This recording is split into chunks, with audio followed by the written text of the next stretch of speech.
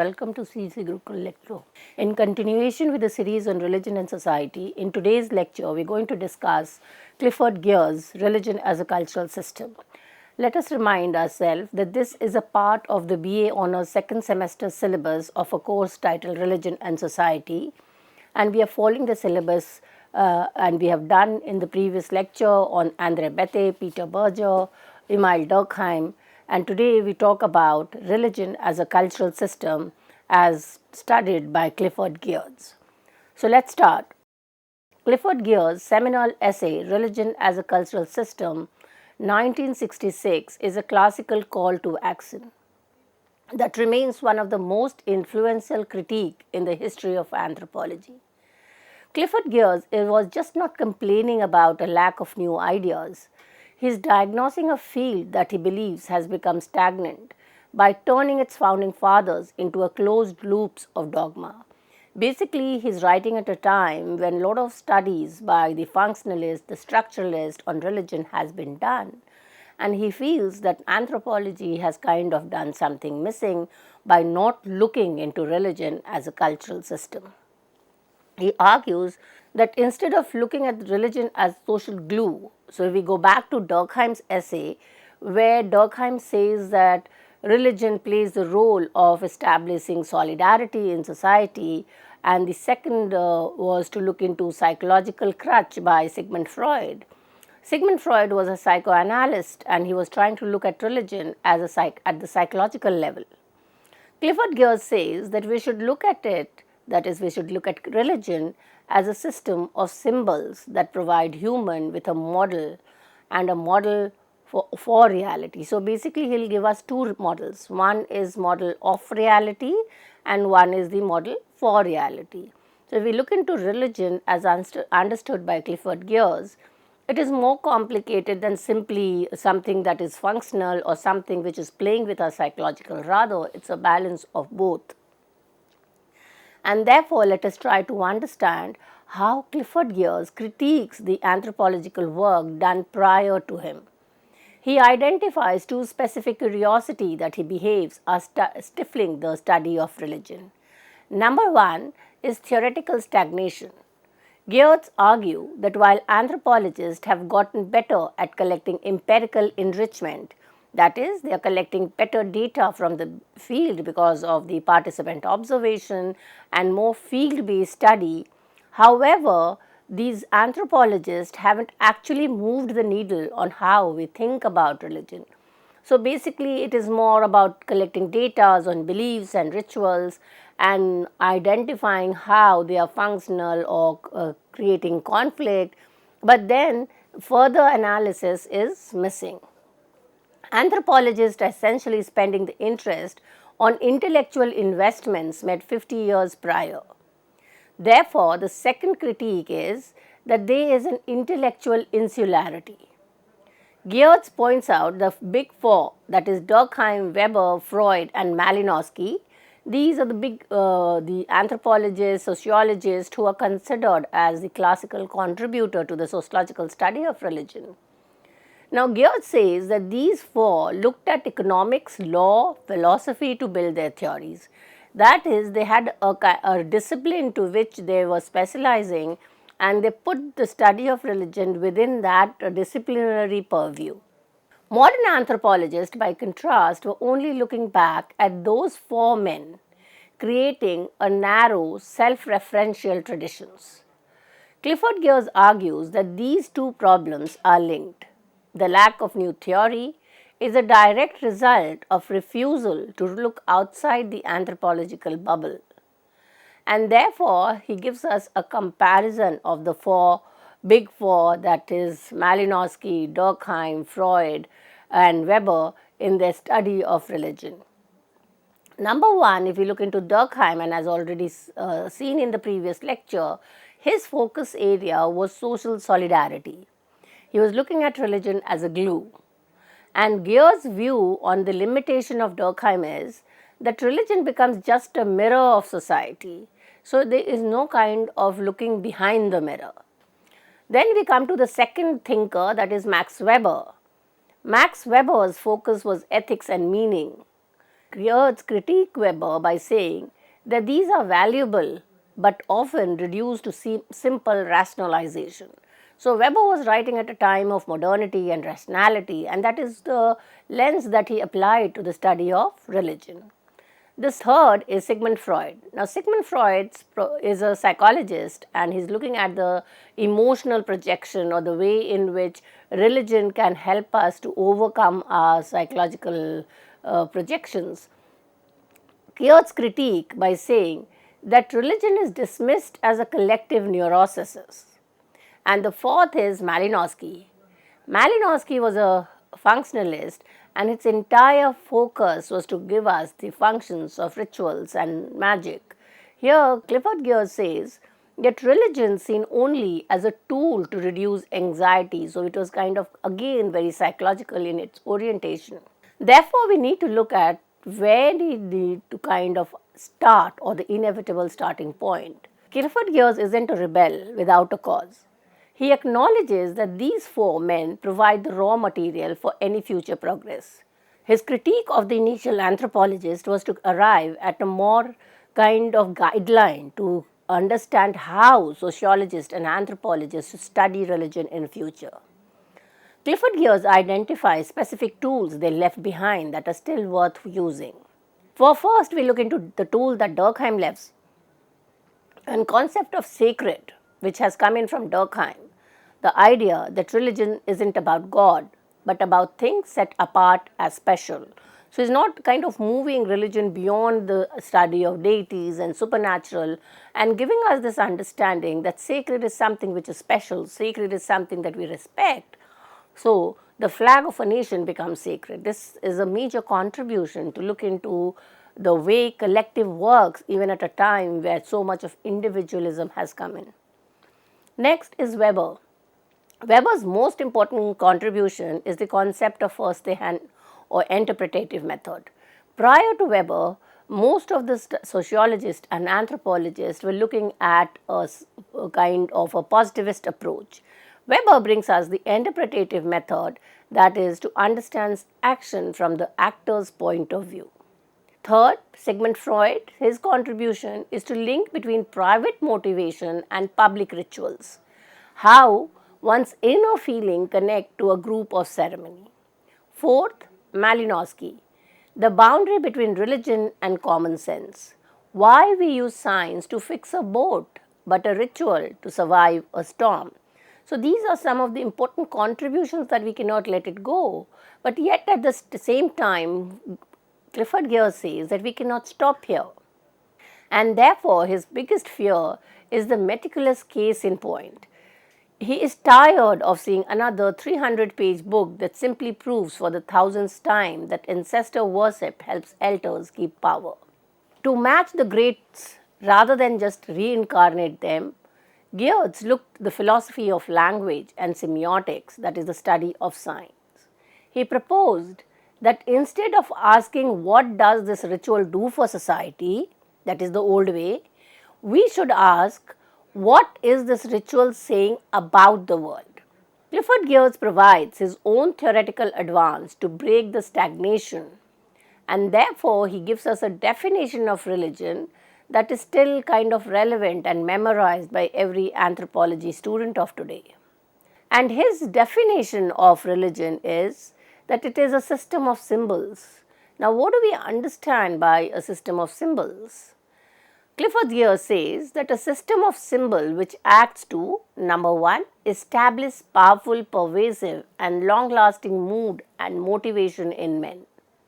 By formulating conceptions of a general order of existence and clothing these conceptions with such an aura of actuality that moods and motivations seems uniquely realistic. Clifford Geertz admitted that the intellectual confusion was a danger of looking outside the field, but he preferred confusion over the dead hand of boring, safe research. And that is where he completely brings away from the structural functionalist to a cultural dimension of religion. He is essentially making a clean break from the old schools that dominated the British school of anthropologists, where majority of them were structural functionalists. While his peers were obsessed with social structure, that is, who has power, how lineage work, Clifford Geertz argues that we cannot understand human action without understanding the web of significance, that is, the culture in which human lives. Geertz acknowledged that culture has become vague and ill-refuted word.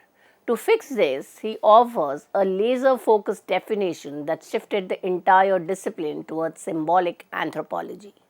Geertz names Czech Suzanne Langer, a philosopher of mind and art, to justify his widening of the field. By doing this, he moves the study of religion away from biology or sociology into the realm of meaning. So the pivot movement is towards more philosophical. So the old way was to look into religion as a social glue that keeps tribe together, especially the way in which Durkheim defines religion. And the new way is Geertz's way, where Clifford Geertz says that religion is a language of symbol that explains why the world is the way it is. Clifford Geertz argues that if symbols and meanings are the dominant philosophical concepts of a time, then anthropologists are failing behind by not mastering them. So, therefore, the question that is important is to understand why symbol matters. Now, we move into the whole idea of symbolic anthropology, where social realities is seen in terms of the meaning that we attach to the symbol. Here, Clifford Geertz is using these symbols as elements of culture to understand religion. For Geertz, a symbol isn't just a sign, it is a vehicle for conception.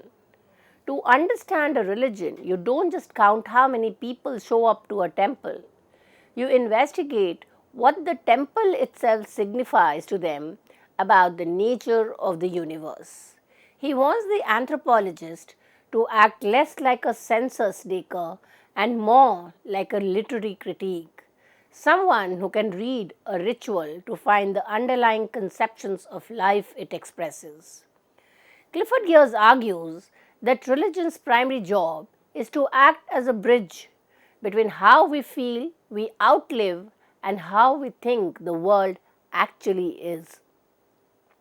And therefore, he makes a distinction between ethos and the worldview. So, the ethos are the out. This is the tone, character, and quality of people's life. It is the moral and aesthetic style. Is the culture competitive or cooperative? Is it stoic or exuberant? The worldview implies the is. This is the picture of the way things in sheer actually are. It is their collection of ideas about how the universe is structured and their metaphysics. So, Clifford Geertz explains that religion makes these two things borrow authority from one another, that is, the etho and the worldview. This creates a powerful loop of logic. Why do we live this way? Is the etho. Because the universe is built in a way that makes this lifestyle the only sensible worldview. For example, if your worldview says the universe is a hierarchy of spiritual purity, then a caste-based social ethos feels like more common sense. How do we know the universe is really like that, which is the worldview? And the answer is because when we live this way, we feel a deep emotional resonance that serves as evidence for the truth of a belief. The moral is turned into the factual, objectified, and the factual is turned into emotional or convincing worldview. Therefore, there is a mutual confirmation between the etho and worldview. Clifford Geertz admits that saying religion connects human to the cosmos isn't new. What's missing is the mechanic. For them, religion was studying rituals and saying, look, it's happening, without explaining the symbolic machinery that actually accomplishes this miracle. And therefore, if we look into the definition given by Clifford Geertz, he gives a 5-stage definition. It has 5 components and all together would help us to understand what religion is. Therefore, let's do an anatomy of the definition. The first component is a system of symbol. And what does it mean in plain English? It implies religion is a language made of objects, stories, and rituals. That is, it can be crosses, totems, myth. The second step is to consider the moods and motivation. What are moods and motivation? These makes people feel things. That is, you feel awe or you have a guilt, and then you go in to do a action. That is, you will either go to do a prayer or you will do a sacrifice. The third component of the definition is conception of a general order. And this means that religion provides a big picture, map of how the universe works. Fourth component is aura of factuality. Now we have a big picture of how it works, but this big picture seems like objective scientific truth rather than just a story. And fifth component is uniquely realistic. Religion makes the feeling from step 2 feels like the only sane response to the world from step 4. Now, when we look into how he is trying to give us a cultural meaning of religion, he realizes that his entire house of cards falls down if he doesn't define symbols precisely.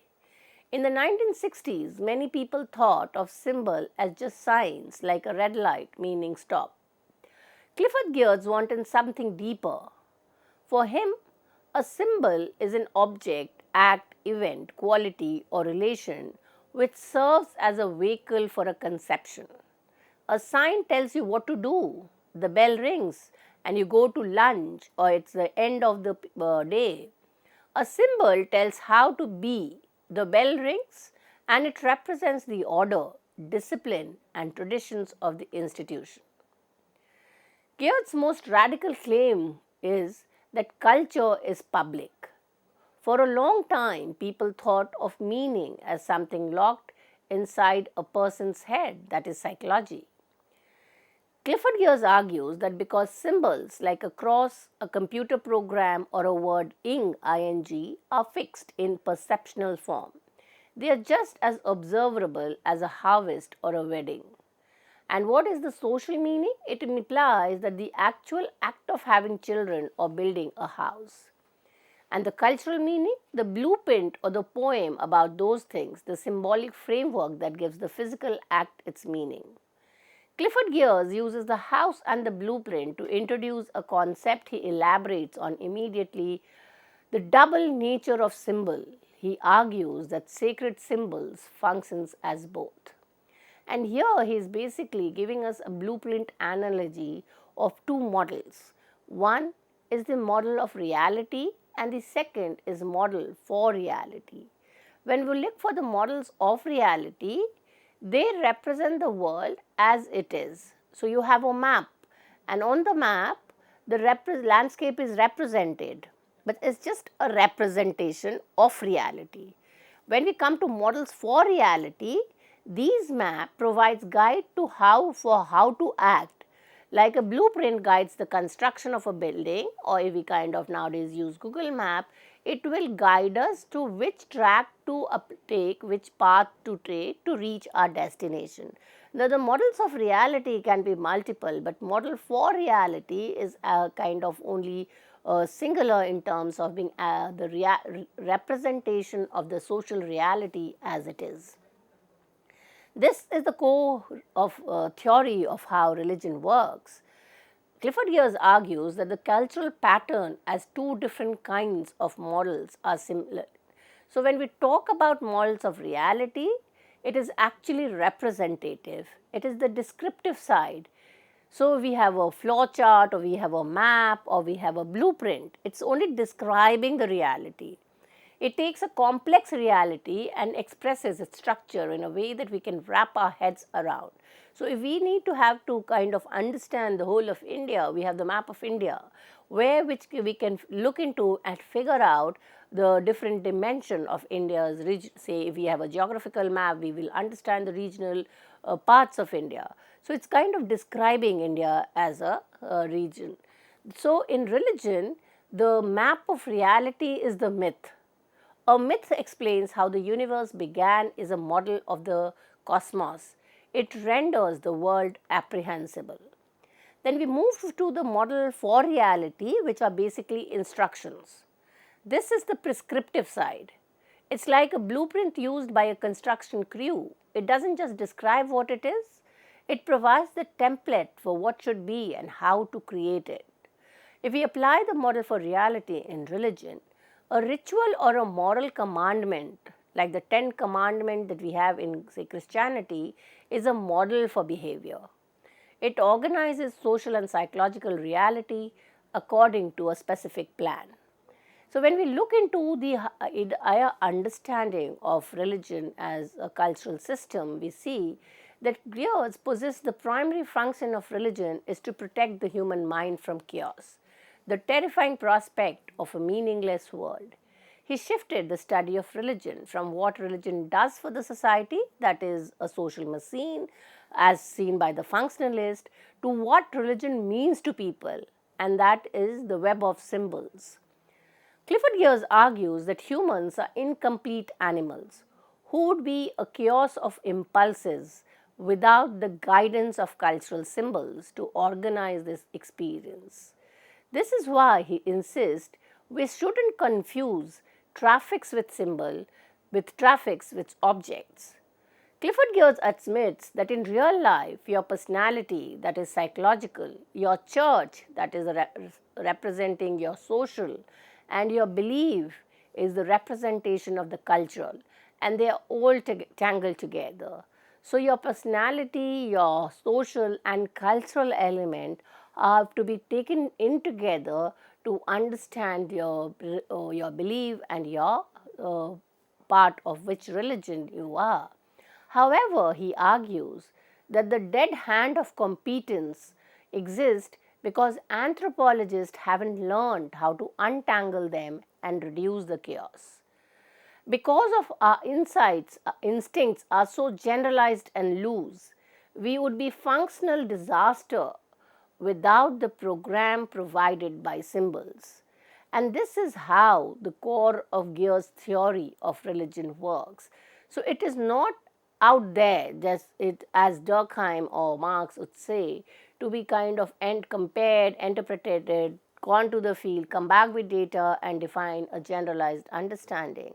Here his definition is in terms of symbols and the meaning of symbols that people attach to their ideas, to their beliefs and rituals.